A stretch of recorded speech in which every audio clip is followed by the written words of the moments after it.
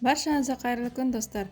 Бүгін біз сіздермен бірге корждары 100% бір пісіргеннен жұмсақ болып шығатын медовик тортын дайындаймыз. Ол үшін ыдысымызға медті саламыз, яғни балды. Бал бізде міндетті түрде табиғи болу қажет. Үстіне қантты салып, жұмыртқаларымызды жарамыз. Жарып болғаннан кейін араластырамыз. Яғни осылардың барлығын біріктіруіміз қажет. Араластырып болғаннан кейін үстіне майды не болмаса сапасы жақсы маргаринді саламыз. Енді осының барлығын водяной баняға қойып, сары майымыз не болмаса маргариніміз ерігенше араластырып тұруымыз қажет. Бұл жерде ескеретін жайт, оттың астын қатты қоймаңыздар, мұқият болыңыздар, себебі жұмыртқамыз пісіп кетуі мүмкін. Еріп болғаннан кейін бір шай қасық разрыхитель не болмаса соданы салып, жақсылап араластырамыз. Араласып болғаннан кейін массамыз көпіршіп ағарады. Енді осының үстіне ұнымызды салып, лопатканың көмегімен араластырамыз.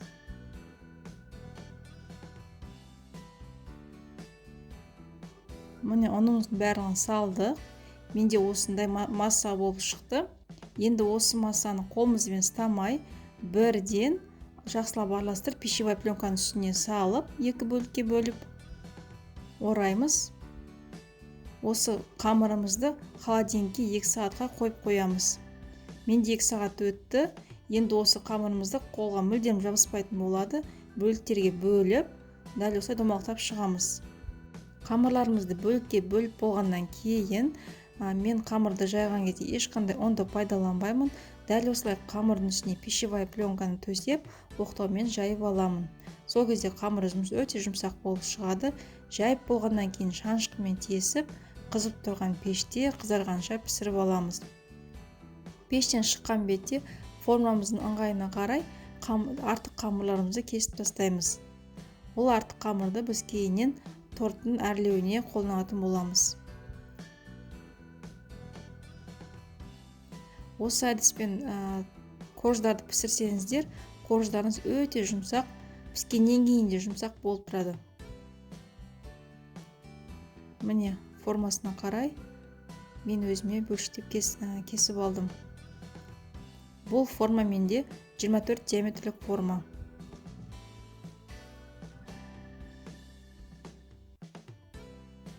Осындай корждан мен осы рецепт бойынша 8 корж шықты менде.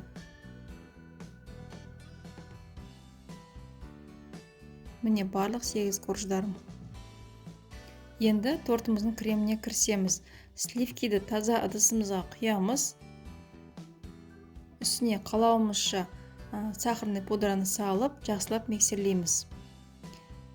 Миксерлеп болғаннан кейін мен алдын ала сорғытылған қаймақты салдым. Өте қою болып шығады. Енді осының барлығын жақсылап миксерлейміз. Қаймақты қалай қою қылудың әдісі менің каналымда бар. Енді тортымызды жинай берсек болады. Міндетті түрде подложкаға тортымыз жылжымайтын етіп азғантай крем жағып, үстіне коржымызды қоямыз. Енді 2-3 қасықтан кремімізді салып, кольцоның ішіне дәл осылай тортымызды жинап шығамыз. Мен кез келген тортты жинаған кезде ең соңғы коржды төңкеріп қоямын. Сол кезде тортымыздың беті тегіс әдемі болып шығады. Енді кремімізді жағып, шеттеріне, бетіне кремімізді жағып шығамыз. Тортты әрлеу келгенде мен осындай А4 қағазын пайдаландым. Дәл осылай бөліктерге бөліп, бетіне қатты жабыстырмай қойып шықтым. Квадрат бөліктерге. Енді осының торттың бетін ары қарай алдын ала үгітілген корждан шеттерінен қалған корждарды үгітіп, үстіне осылай сүйіп шықтым.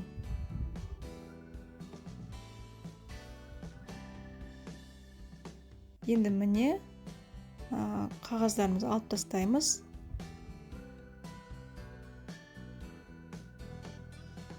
Егер сіздерде торттың бетін қалай әрлеуді ойлансаңыздар, дәл мен сияқты жасасаңыздар болады.